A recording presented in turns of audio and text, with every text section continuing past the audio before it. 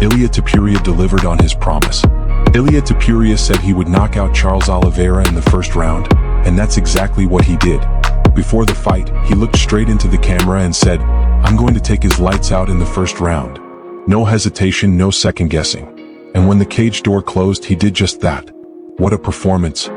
I'm gonna take his lights out in the first round.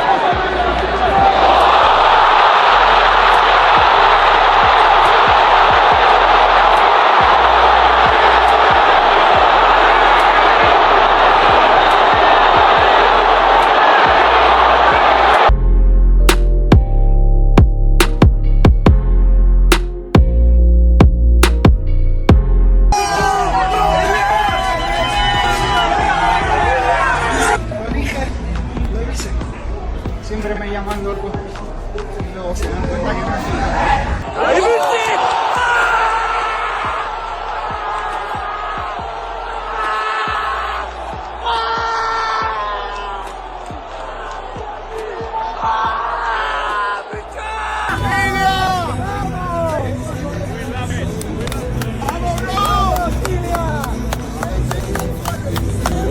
Right after the fight, Dana White didn't hold back. At the post-fight press conference, he called Ilia a star. You could hear the excitement in Dana's voice. This wasn't just another win. This was a statement. Because, he did exactly what he said he's going to do. He is an absolute complete fighter. Stand-up is beautiful, ground, grappling, everything. This kid's a star. A new era might have just begun in the lightweight division. But then things got wild. Right after the win, as Ilia celebrated in the octagon, Paddy made his way into the cage. Tensions exploded. The two rivals didn't waste a second. Ilia walked right up and shoved Paddy in front of the entire world. It was a chaotic moment, but it wasn't unexpected. These two have hated each other for years. And now they were face to face.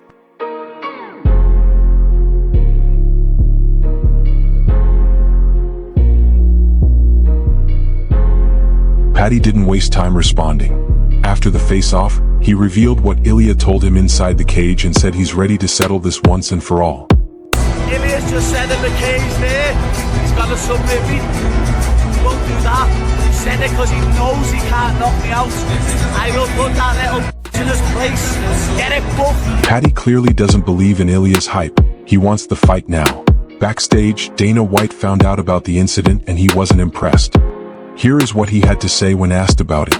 Ilia, after the fight, he called in Paddy Pimblett and brought him into the cage, and they had a face-off. Obviously, they've got a long history together. I know there's a lot of options on the table for Ilia, but when he shows that type of interest in a fight, does that make you want to make it? Well, I don't know who the hell let him in there. That should have never happened. Let's start there. I was already back in my room, or that would have never happened. But I don't know. Yeah, I don't know. I don't really think about that stuff tonight, other than, obviously the van fight. But, we'll see. We'll see how this plays. Ilia is done with all the talking and now wants action. At the same press conference, when asked who he wanted to fight next, he didn't hold back. Paddy Pimblett did come in the cage tonight. Y'all had a little fun. But, there's Arman Tsarukyan, there's Justin Gaethje. Is that the fight that you want more than anything else? Yes, that's the fight that I want.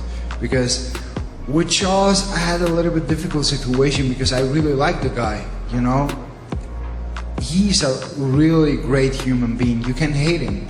You always see him surrounded by his family, friends, teammates. He's an amazing human being. But at the end, I was like, this is competition. I have to do my job, and that's it. But with Paddy, I'm really gonna enjoy kicking his ass. When you were asked about Paddy, you said he needs to win one more fight, and now tonight you're saying I was very excited tonight. So does he need to win one more fight, or is that who you want? You're going to tell the UFC you want next? I don't know. Someone from my team told me that Dana was a little bit angry about that. Yeah. That he said that. He said that if he was there, he would not have let that happen. Yeah, but he wasn't there.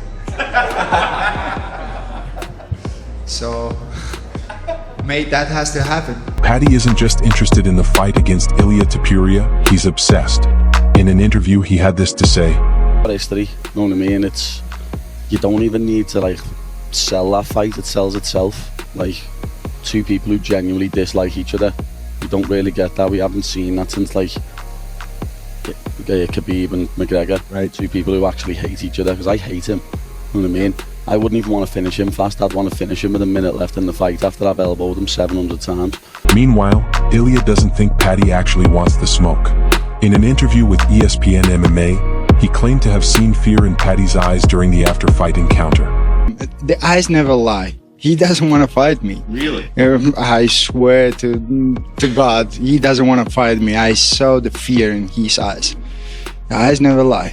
Tell us what to look for in that situation, because the rest of us are seeing him get... When we bring him inside the octagon, he was scared.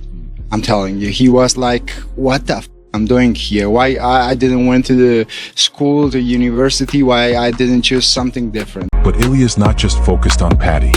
He was also asked about a possible future fight with Islam Makhachev. He made it clear that it's a fight he would gladly take if the UFC is down for it. And we don't want to get too ahead of ourselves, but until one of you guys lose, if that happens, we're going to keep talking about you and Islam Makhachev. What do you think changed tonight? Do you think that people, you say you still have some doubters, you say these things and people don't believe you? You think people will start believing you?